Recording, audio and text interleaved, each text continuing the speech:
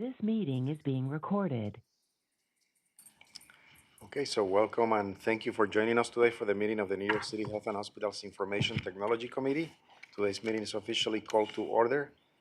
Per bylaws, Section 14, committee attendance. If any member of a standing or special committee of the board will not be present at a scheduled committee meeting, the member may ask the chair of the board to request that another board member, not a member of that committee, attend the scheduled meeting and be counted as a member for purposes of quorum and voting. So I guess Sally Hernandez Piñero will. You walked in at the right time. I passed So her. Fenioski Peña Mora has designated Sally Hernandez Piñero to attend this committee meeting and be counted as a member for purposes of quorum and voting. So let the record also reflect that Dr. Michelle Allen is representing Dr. Katz in a voting capacity. Morning. So next on the agenda, I would like a motion to approve the minutes of the Information Technology Committee meeting held on April 3rd, 2023. All in favor, please say yes. Yes. Yes. Opposed, say no. So minutes approved. So next we have a number of resolutions. So let's start with the first one, Mr. Jeff. You wanna read it or- oh, Okay, I'll be happy to read it. First, I just want to introduce our team here today. We have our CMIO, Michael Boughton, Jeff Lutz, our CTO, Shoma Badori, our CISO. We have Catherine Thayer with us, our application officer. And we're also joined today with Margie Carlin, who is representing finance, and we'll have two resolutions to present today. I'll start with the first resolution, authorizing New York City Health and Hospitals Corporation, the system, to execute a contract with IBCI LLC for audiovisual design, installation, support services for a term of 5 years with 2 one-year renewal options, exercisable only by the system for an amount not to exceed 65 million. I'll turn it over to Jeff Lutz just to kind of outline that this is our system-wide overview of our solution for facilities to leverage when addressing any upgrades for their auditoriums, their conference rooms, training, et cetera. Jeff? Thank you, Kim, and good morning. As Kim mentioned, the purpose today is to request a 7-year contract for the design, installation support of all audiovisual needs for our locations across the enterprise. And these include, but are not limited to, conference rooms of varying sizes, our training rooms, auditorium rooms, boardrooms, emergency management command centers, so any of these areas that require those. Currently today, many of these rooms have equipment that is no longer supported, and are in need of updates. While there is no ongoing project to update these rooms across the enterprise, what this contract does is allows us to, in the event that the funding comes available for these rooms, to ensure that we're doing this in a enterprise standard from the same vendor, as well as ensuring that this continues to align with our technology needs, and being able to ensure a consistent experience across the enterprise for all of our users, as well as ensure that we're also able to support these rooms and maintain them to keep them up to date as we do bring them up to standard. At the same time, with this contract currently today, it's actually a 2-step process. So we actually go through and we go out and do the design first, and that actually costs us money, go through a proposal for that. And then once we secure the design, then we actually go out to secure the work that's done. This new contract allows us to do both in one step, as well as save us that cost for that design up front, since it's all one experience. We have been doing work with IVCI for the past 10 years. They are a leader in their area and some of their clients include Elevance Health, White & Case, LLP, and Uber, the EPA, SAP. So they do this around the world with varying clients that are the same size, if not larger, than health and hospitals. And they also partner with the technology partners like Cisco, Crestron, and Poly and LG that we use today across our corporation. So it's a good fit for us. They've been working with us for the past 10 years, and including here at 50 Water, 55. They've done the emergency management command centers across the way. They've also worked with the IMSOL team on the simulation centers. So they have a lot of experience with health and hospitals. Given the nature of the change of technology over the past 10 years and change of how we leverage these rooms and the cost, it's difficult for us to do a side-by-side kind of cost comparison of the past versus what we're looking at here in the future. But as I mentioned, the big opportunity for us here is around being able to eliminate that design cost for us, and also then present a simplified process across the way. Next slide, please. The RFP, the minimum criteria that we look for in the vendors is 5 years of experience in design and fabrication, assembly, $5 million in annual revenue. The technical resources, we wanted to make sure that their resources were certified in installing the equipment and supporting the equipment, ensuring a seamless integration across the way, and supported infrastructure. Last as well, the MWB utilization plan or an MWBE certification. The experience was 35% technical proposal 30, cost 25, and MWBE 10%. And our evaluation committee ranged across from experts across the corporation as well as those that leverage these rooms to ensure feedback and input across the way from both clinical and non-clinical sides. The procurement started in September of 2022. We had sent it out. We put to 14 vendors directly. It was also posted on City Record during the pre-proposal conference held in February. There were 13 vendors that attended. In the end, 5 proposals were received, which case we had those 5 vendors not only reviewing those proposals, but we also had them, we went through and selected very specific sites across the organization so we could do an apples to apples comparison across for all of them as to the solution that they presented, as well as the cost and understanding their experience in design. We came down to 2 that were very close and ended up with a hand vote, and IVCI was the highest rated proposer. Next slide, please. For the vendor diversity, they are pledging to do 35%.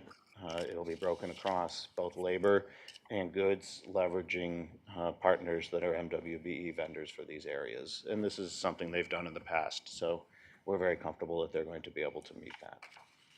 Next slide, please. Their performance, as I had mentioned, they've been a very good vendor of ours.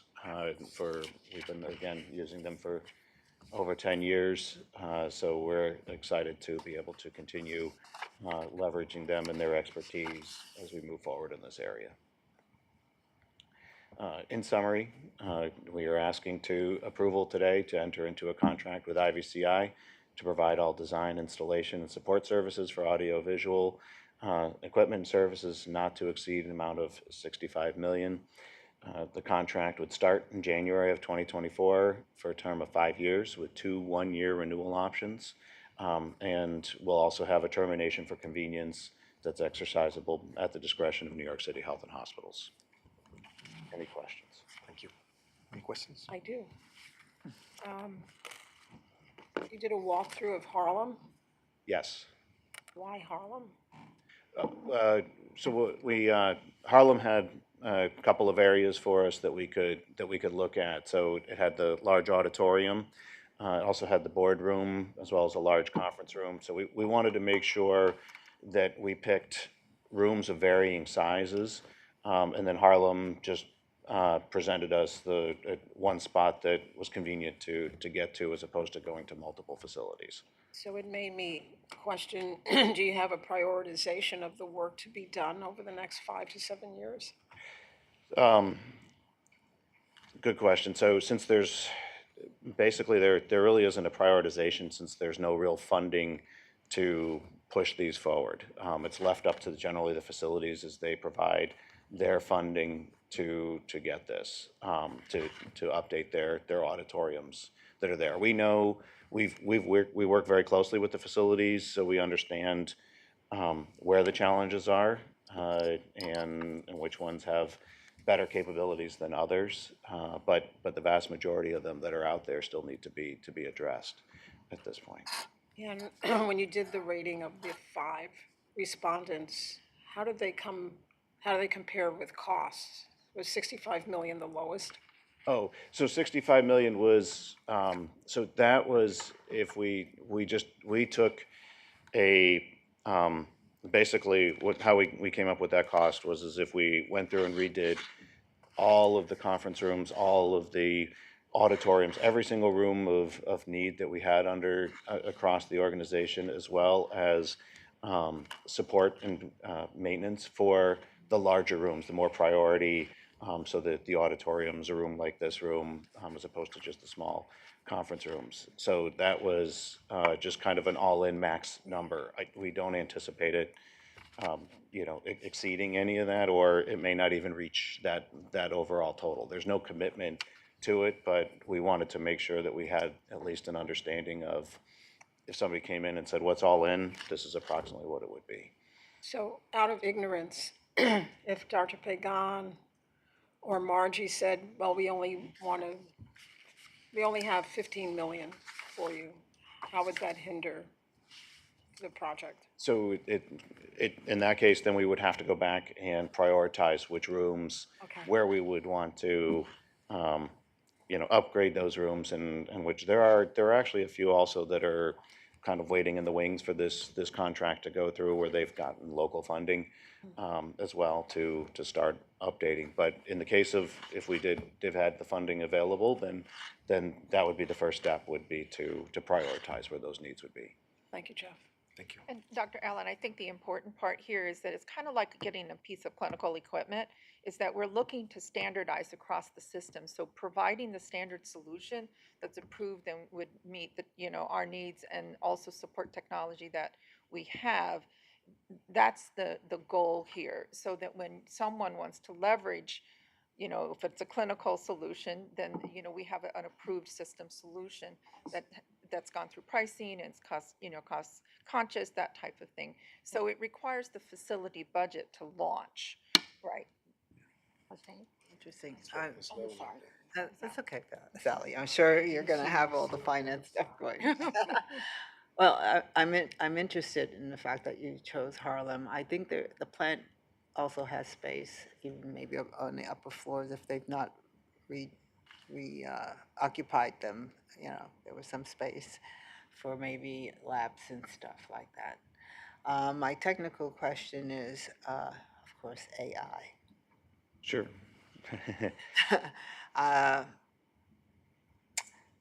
Do we have a footnote on trying to be a leader, maybe clinically, for that? So from an As we move AI forward. perspective, I would say we were at an infancy stage. Yeah. And part of that is ensuring that we have governance in place so that we have, a framework and a structure that we can take in concepts and opportunities, looking everything from clinical to business use cases, et cetera.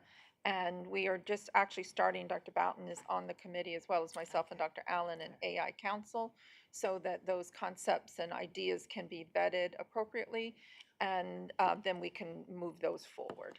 Yeah, it's hot in the news right now, good and bad. So I couldn't help but put it out on the table. Thank you. Yeah. I struggle a bit with this contract. It's about $9 million a year if you fully roll it out. And it sort of is laying the foundation for the next stage, it sounds like, when the facilities are ready to take that next stage. But, obviously we can't have a list of every auditorium and every boardroom. But you do list some things, and I'm wondering if there's some way of just, saying like 5% would be training rooms, 20% auditoriums, something, because like emergency management command centers that like resonates. Training rooms maybe doesn't resonate as much, but I'm trying to, I support the idea of getting them ready for the next stage. I think what I struggle with is how close are the hospitals to being able to do that? If it turns out that only, 5% of our hospitals are going to be able to really leverage what you're doing, then that puts me in one kind of place. But if it looks like, hospitals are waiting for this piece, it's really what they need to be able to get to the next stage, then that's different. Yeah. So, Great question, and it's the latter. What we wanted to make sure, to your point, it's the hospitals are waiting for this contract in order to be in place, because we wanted to avoid where there was a potential for multiple vendors to come in, and then proposing different types of designs, different types of technologies, and then creating integration headaches for us and challenges that are there. So this allows, to your point, that vehicle now for them to take advantage of when that funding becomes available, and they are ready to go on. And we do partner with them very closely as well with this, so to ensure where we can, in some places, we've helped them out as some rooms, as if they do some, upgrade some equipment or some areas, and there's some extras or ways that we can kind of help minimize that. We help them in those areas to try to enable them as much as we can, with the resources that we have today. and what's the breakdown between design and labor on the dollars? So a good question. The design is generally, probably about I'd say between 5 and 10%, more or less, within there. It can vary depending on the complexity of the room. Something like this is much more complex than, say, a conference room would be, type of thing. And it was just curious to me that they have $5 million in annual revenues for the last 3 fiscal years, but they're getting a $65 million contract over the time. Oh, That this is not, their revenue is, has to be huge. yes, based on what it's you much, said. much larger, correct. The 5 million annual isn't even, it's in their top 10 of their customers for Okay. IBCI. I Okay. don't know the exact number amount, but correct. That was just, we weren't sure of we didn't want to artificially limit people that were out there. So we kind of had set the 5 million bar as a threshold there. But IBCI is much larger than that. And I like that that being added is ethnicity to the MWBE. And I guess I'll make this request more to the MWBE folks. I think it would make sense, Jose, to go back, say over the last year, and look at the top, 25% of our contracts and see where the ethnicity lies. So we can, have more precise information. Those are all my questions. Thank you. Thank you. Okay. I just want to mention that there's so much innovation going on at each one of our facilities. Bellevue has just put together that wonderful web-based kind of program where they're looking at the patient needs and so forth, and it takes you to another whole other area, which reminded me of the Addiction Severity Index that was used. I used it at Cumberland years ago, which gets in deeper involvement with the patient and the clinician, and it comes up on the web, and there's ratings and things like that. I literally want us to have maybe a little college or a little place where everyone can come together to show off things like that when it's homegrown, because then it'll get around faster and inspire everyone to put clinical data where it really belongs and where patients are involved with it as well. I can see it. Okay, so let's, so thank you for the presentation. So let's take on a vote. All in favor, please say yes. Yes. Opposed, say no. So resolution carries. Thank you so much. Okay. Next one, Take yours off, Margie. Okay, our second resolution is authorizing New York City Health and Hospital Corporation, the system, to execute a contract with Experian for EDI clearinghouse services for a term of 3 years and 2 one-year renewals. Options exercisable only by the system for an amount not to exceed 25 million. And I'll turn it over to Margie Carlin. Thank you, Kim. I'm Margie Carlin, the Chief Revenue Officer for the system. Move the slide forward. So I'm going to give you some background on the services that we're looking to procure. According to HIPAA Administrative Simplification Regulations, a healthcare clearinghouse processes or facilitates the processing of health information received in a non-standard format or containing non-standard data content and transforms it into standard data HIPAA elements. So in a sense, the clearinghouse can be viewed, or particularly a claims clearinghouse can be viewed as the middleman between a healthcare provider and a health plan, facilitating the exchange of electronic information. So the services that an effective healthcare clearinghouse would provide are specific payer rules and checks, we call them scrubs, against claims for those specific rules. A HIPAA-compliant data sets and standards for checking eligibility, processing claims, claims inquiry transactions, authorizations, and remittances. They'd also provide the electronic connectivity with various payers to process all of those transactions and related services such as address verification, payment propensity scoring, and some other transactional-based information. Clearinghouse services save organizational costs by minimizing the individual rules that each organization has to maintain, enhancing the information security, maximizing the number of individual connections that an organization can maintain, or I would say minimizing the number of individual transactions. We only have to connect to the clearinghouse. We don't have to connect to the individual payers, as well as maximizing the number of electronic transactions that we can process and ultimately increasing our timeliness of payments. Currently, Optum provides the clearinghouse services to New York City Health and Hospitals through a variety of their legacy Change Healthcare products. Those are Clearance, Assurance, Coverage Insight, as well as some others. The Optum contract was awarded through a best interest contract during the Epic implementation. Health and Hospitals awarded the contract to Change Healthcare in 2018. In October of 2022, Change Healthcare was purchased by Optum, which is a subsidiary of United Healthcare. The current contract expires in October of 2023. What we're requesting is a 5-year the current contract is a 5-year $29 million contract with Optum, and the costs for these services include both monthly and transactional fees.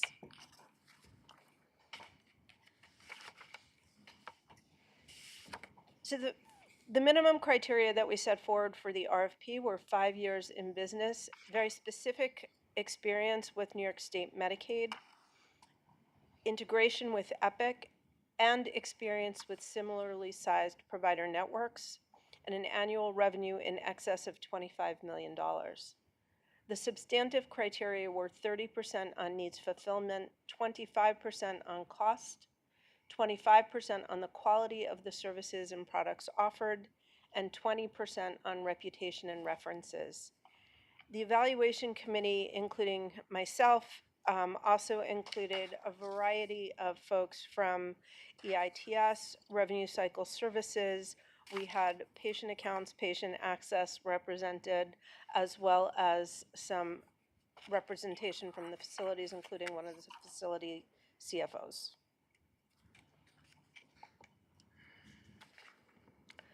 So in terms of our procurement timeline, On November 16th, the RFP was posted on the city record and sent directly to 8 vendors. On December the 6th of 2022, there was a pre-proposal conference with 7 vendors attending.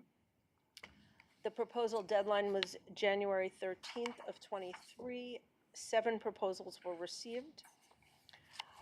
On May 24th, the evaluation committee submitted the first round of scores. There were 4 firms shortlisted across 2 scopes of work.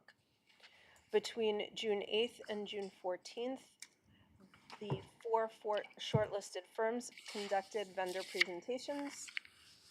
And on August the 23rd, the reference checks were completed and the final pricing and scoring submitted, and Experian was the vendor chosen with, as the highest rated. A little background on Experian. Currently, Experian is our vendor for merchant services. They provide credit card terminals and the connection for processing credit card transactions between New York City Health and hospitals and the bank. And the performance here is very strong.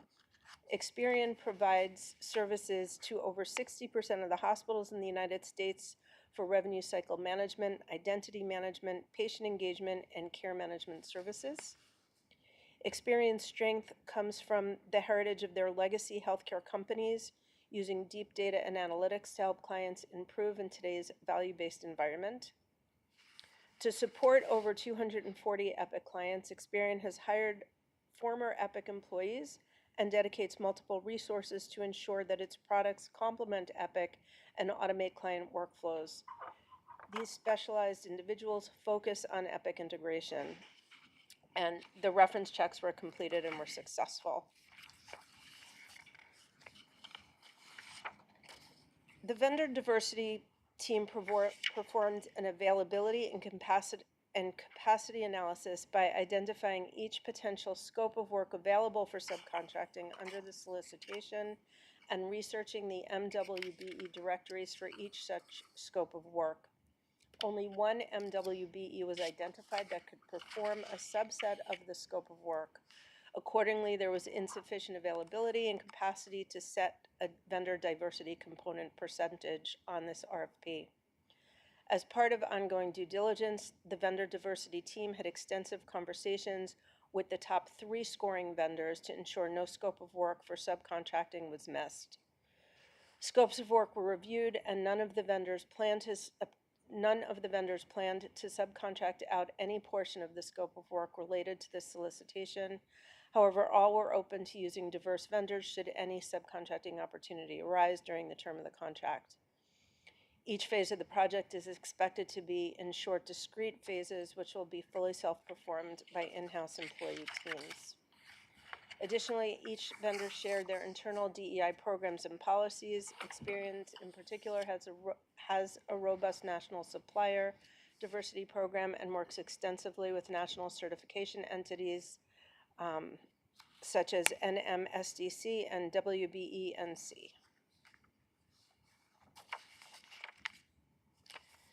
So our request, Revenue Cycle Services, is seeking to award a contract to Experian Healthcare to provide full EDI clearinghouse services at a not-to-exceed amount of $25 million and requested contract terms of 3 years with 1-year renewal options at the discretion of New York City Health and Hospitals.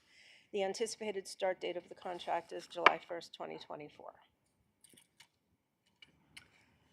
So Optum is the clearinghouse today. Correct. July 24th, it will be Experian. Correct. And did Optum respond to the RFP that was, They did. and they were outperformed by Experian? Yes, correct. In which area? In all areas. Okay, that was my other question. Thank you. Just a quick question. What percentage or how do you quantify the number of non-standard data, cases or whatever that you? I'm not sure that we can quantify it. We send over, I think it's over 1 million claims per month. Wow. Kate, Yeah, I think that's about the ballpark. And we send claims to all of our contracted and non-contracted payers. So, that's hundreds of payers. Right.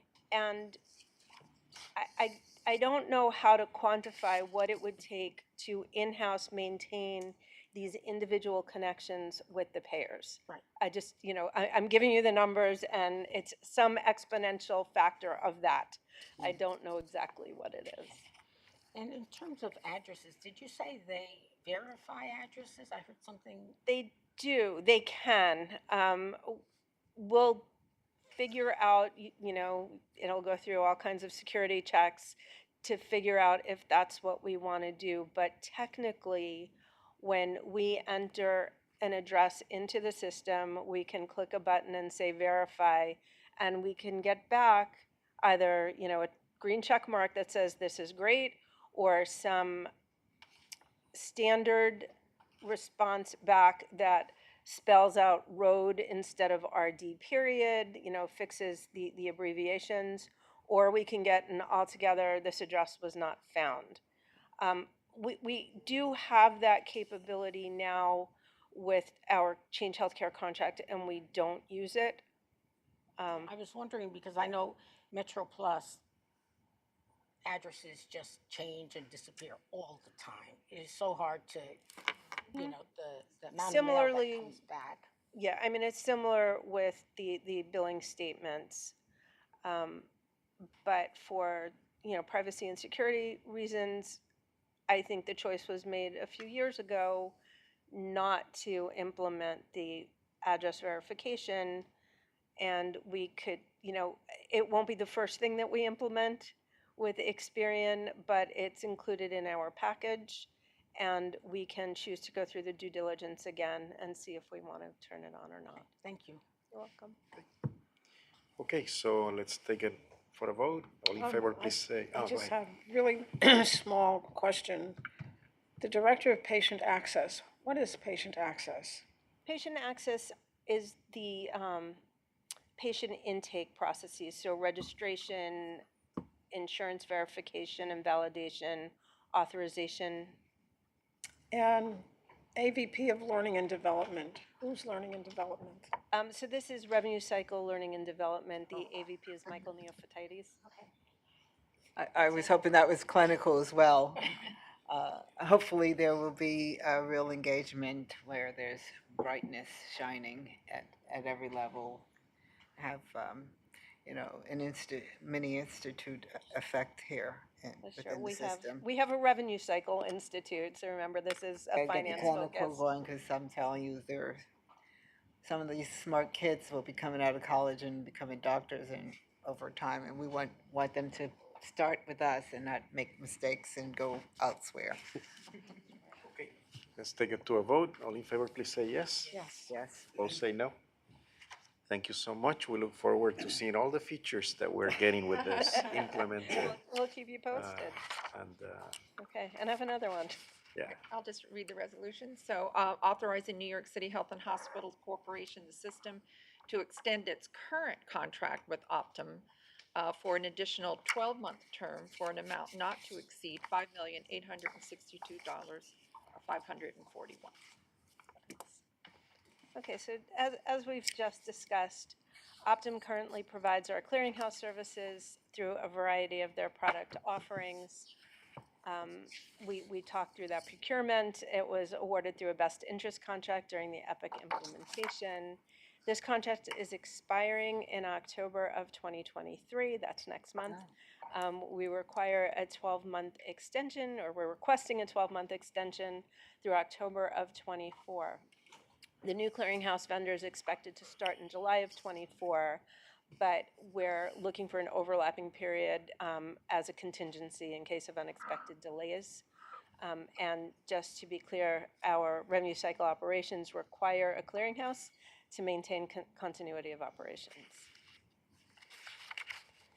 So the request is to extend the current contract with Optum by 12 months at not to exceed amount of $5,862,541 to allow time for vendor implementation with the newly selected clinics. Thank you. Any questions from board members? No. Hearing none, take it to a vote. All in favor say yes. Yes. Opposed say no. Resolution approved. Thank you so much. Thank you. So we move next to the CIO report. Right, so we can go to the next slide. Our update today will focus and target in on our supplemental staffing contract, which we had mentioned when we had originally received a contract that we would provide an update to this committee.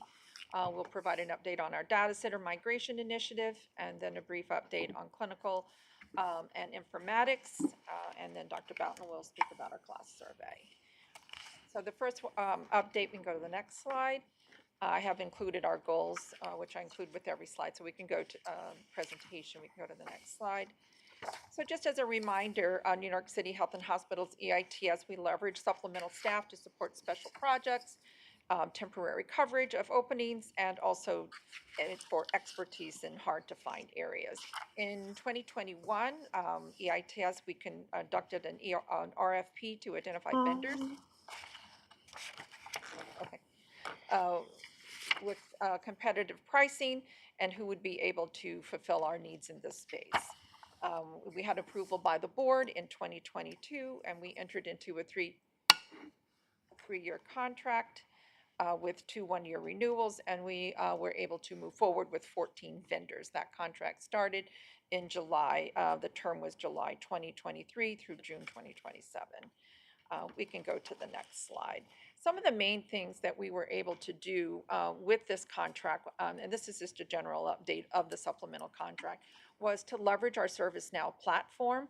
This was very important because this was a highly manual process in the past for us. So we implemented our ServiceNow modules, which would help automate, streamline, do the end-to-end component of managing different phases of the procurement, which would be solicitation, hiring, and onboarding, not just within EITS, but also outside of EITS, because we certainly partner with our finance and our HR and our occupational health, employee health colleagues. And also to put in some basic standardized processes, such as ensuring that we had equality across our solicitation. Vendors could submit up to 5 candidates per solicitation, and the managers were required to interview at least 3 different vendors. We can go to the next slide. And one of the other outcomes, which was part of this contract, I think I mentioned it started actually in July 2022, not 2023. Just want to correct myself on that. Thank you.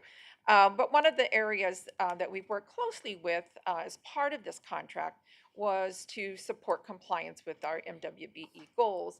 And you can see from the different payments here up through the current is that we have had a utilization of MWBE at 49%.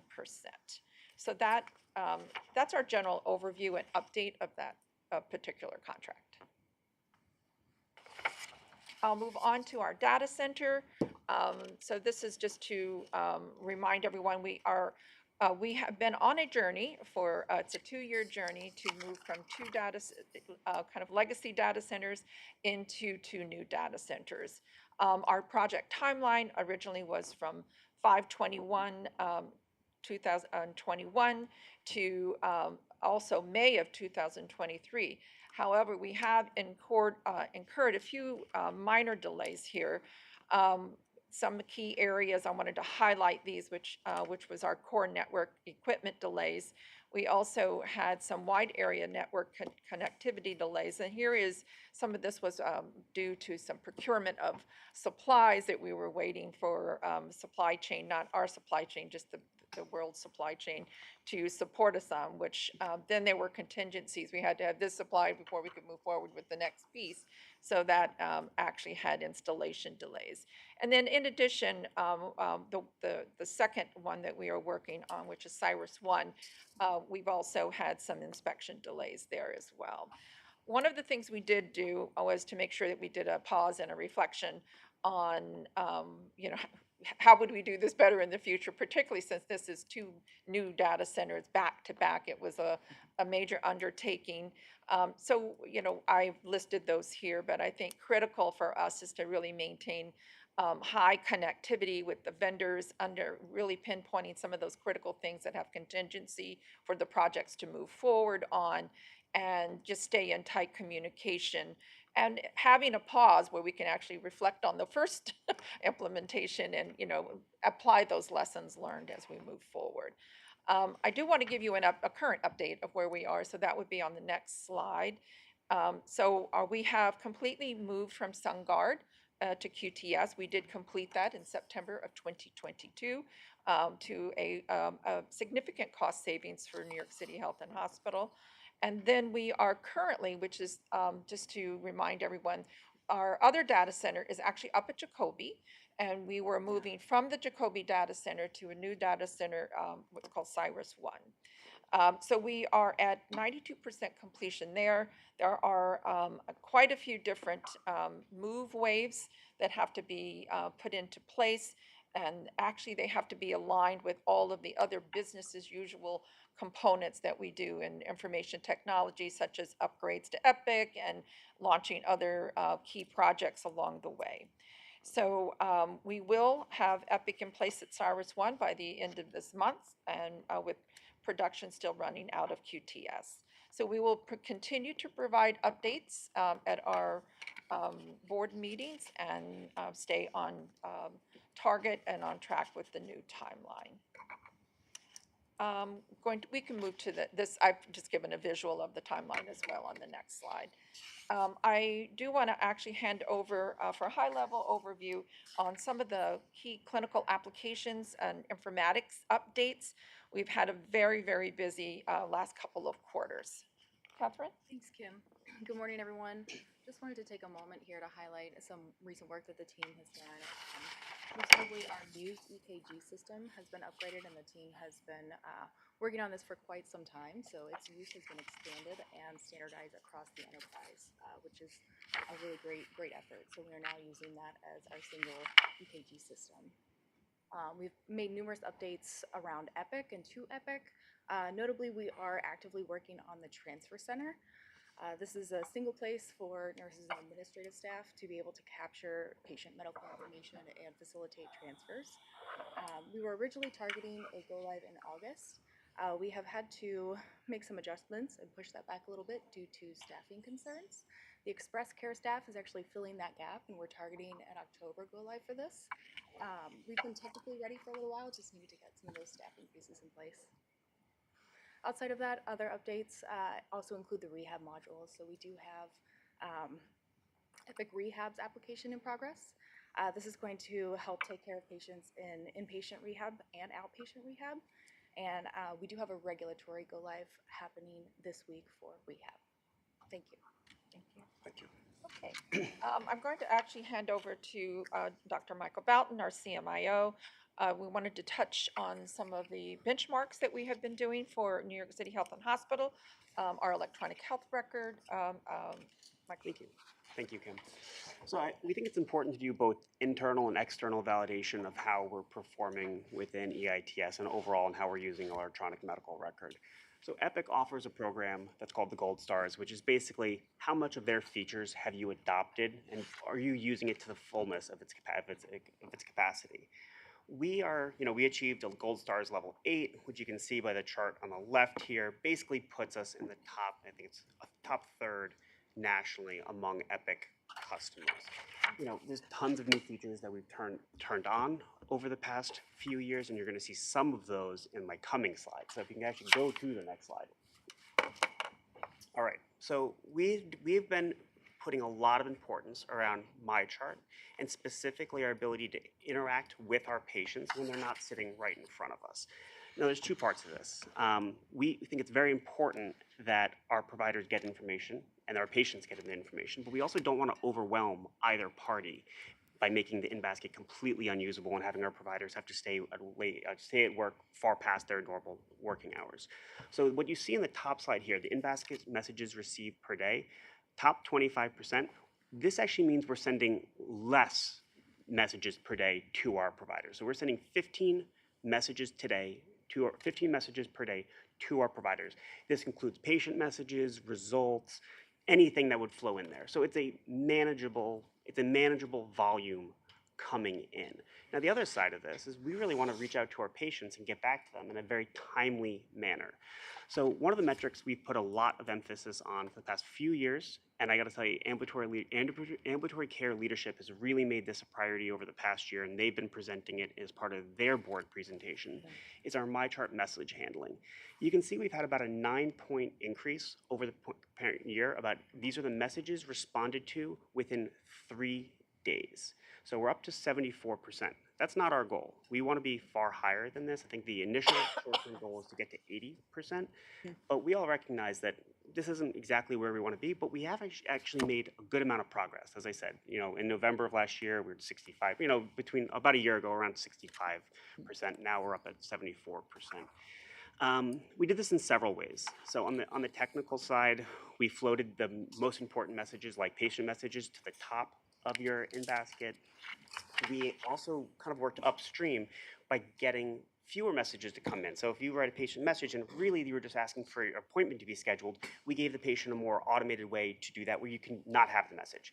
If what you wanted was a prescription refill, we gave you an easier way of doing that so it didn't have to be a message. So we tried to cut down on the bulk of messages coming in and then more appropriately route the messages that do need to go to the physician or to the provider. And I think that's why you've seen this increase. And I do have to give credit to our ambulatory care leadership here and messaging and making our providers know what we think is important as a system has been a good part of this also. So I think it's both technical and emphasis what drove that improvement. And it's going to maintain one of the areas that we want to improve upon because while I think this is good, we still have a ways to go. I referenced in the first slide the MyChart and the new features that we kind of routinely turn on.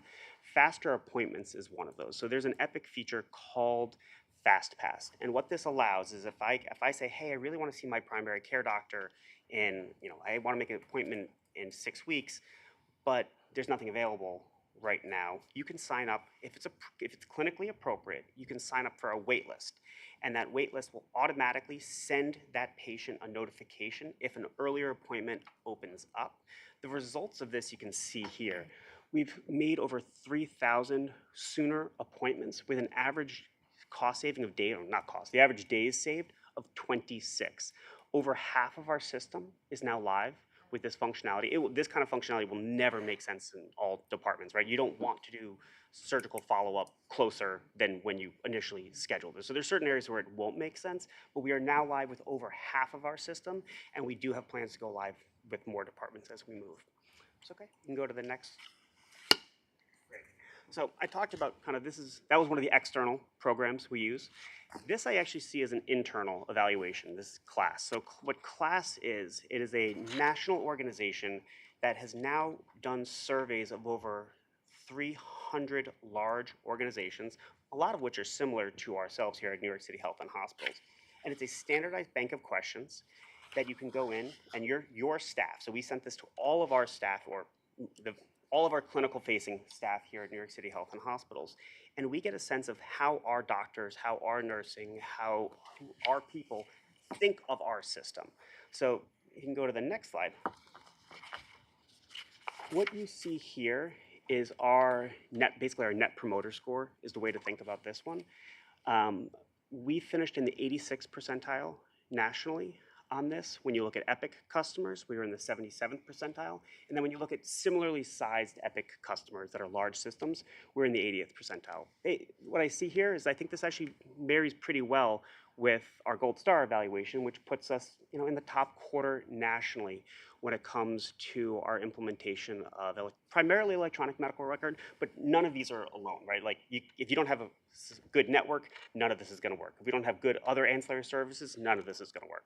So I think this is a pretty holistic view of how our system really works for our staff. If you can go to the next slide. So Yeah. who's being surveyed, patients or providers? Providers. So this actually goes through exactly who was surveyed. Okay. So the N here for the nurses is we sent this out.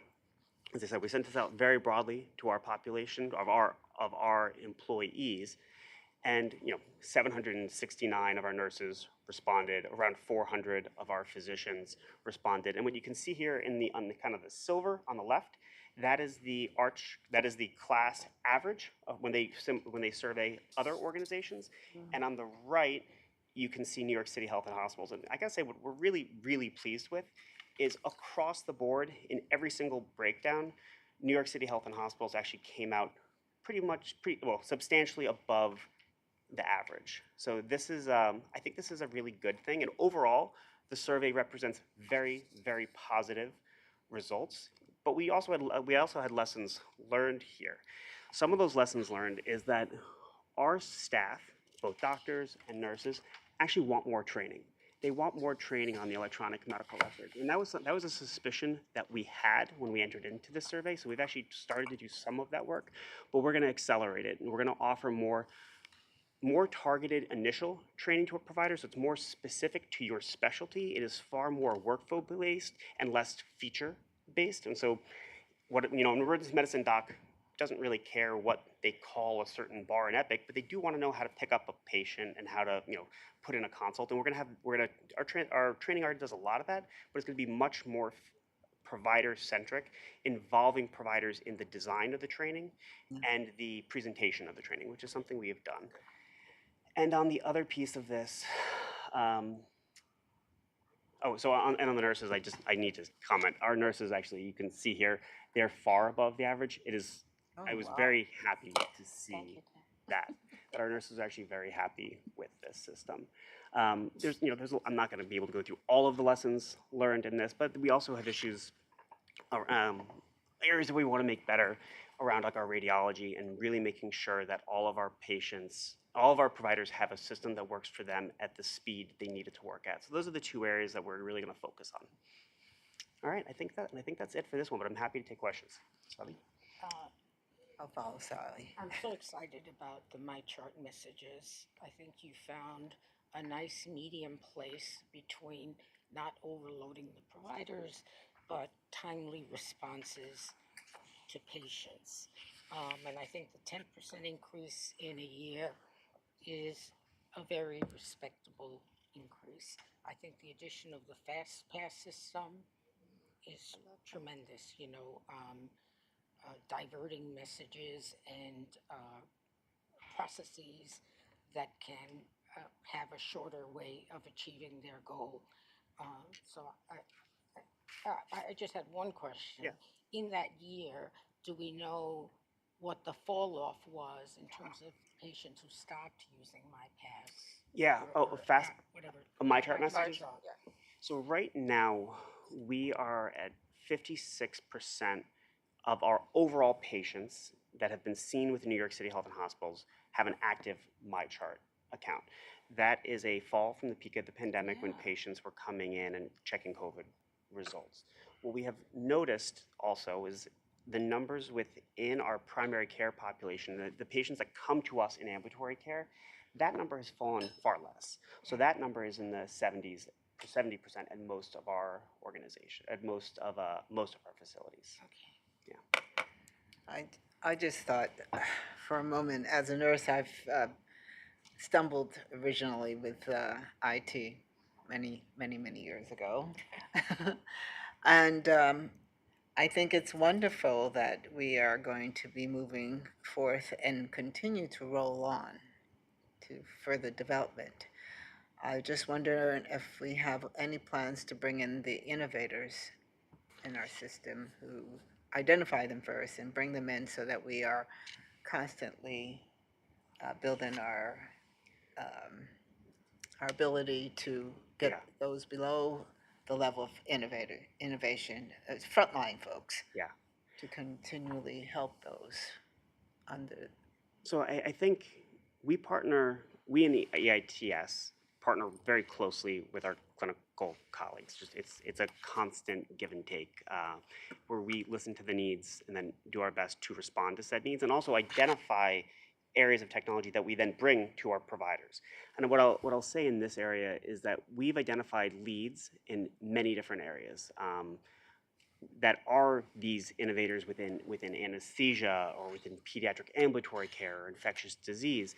And we work very closely with identified people that have clinical counsel endorsement, and then that we have identified and get them trained up so we can do that type of innovation and really make sure that we are using all of our systems that we have optimally. And I think a lot of the times we have functionality already available within our infrastructure that we can turn on and configure. And I think the term they use is imitate to innovate, right? It's a lot easier to have actually look to see what other organizations like Yale and the Cleveland Clinic and Columbia Presbyterian have done, make sure it's working, and then implement it here. Because we're on the same electronic medical record, and so we do an awful lot of that. Yeah, I was impressed with the Bellevue piece that was done there. And we also have a nursing informatics council that meets Yes, every month. Yeah. yes, very important Thanks. for nurses in the beginning. Yes. Dr. Allen? Yeah, so you left out Care Companion. You know what? It was give you 3 slides. So let me talk to you a little bit about Care Companion. Share it with the board. Yeah, this is a very small sampling of all the work that we do. So what Care Companion is, it's an extension of MyChart. So the way to think about this, and I'll tell you the one we have on a little bit where we're going, is right now for our patients that are going through your typical pregnancy journey, we have turned on Care Companion. And what that is they can receive education that is appropriate to where they are in the pregnancy. So at week 6, they'll talk about what you need to do. Maybe it's getting your ultrasound scheduled at week 37. I'm looking at Michelle. She'll know this, or Dr. Allen will know this far better than I do, what you actually need at all the different stages of pregnancy. But going through making sure you're getting your Strep B testing done. They give education and there's different education that's available every week, and also with just some information. I think we've all seen the apps, like right now your baby is the size of a grapefruit, and they can do things like that where they want. So we've done that for pregnancy, which is part of MyChart. We're working on another one right now with oncology, and we're working on there's a number of other care companions that are in the works at this juncture. So we are working very hard to make MyChart a real patient engagement tool. Where I think when it started, and was wonderful we could do this, but a lot of the volume going to MyChart was to get your COVID results. And very fortunately, that is not the major issue right now. But there's other things that we want to do to drive that engagement and really have our patients know more about their health conditions. And I think Care Companion is just another one of those strategies. I like to just, I just took it personally that he left it out. I think you're right on track. I've learned so much from my patients when we empower them and they help move forth their care and care family members, care for their children and so forth. Yeah. When we, for example, just teaching dads about labor and delivery and things like that and childcare, and empowering them that if you put the diaper in their head, it doesn't matter. Just make sure you have skin-to-skin contact with your baby. And they became super dads, so. Talking about AI, I'm sure Mike's going to come up with a chat bot for us in MyChart. Well, thank you so much for your report and great. The MWB progress and work is pretty impressive, and I don't know. I've always been interested in this whole issue of how do we optimize our investment in Epic and MyChart and so on. So I'm glad to see progress on that. We're all glad that that's happening. So on that note, is there any old or new business to come before this committee? There will be no further discussion, then the meeting is adjourned. Thank you so much. Thank you very much. Thank you. This meeting is no longer being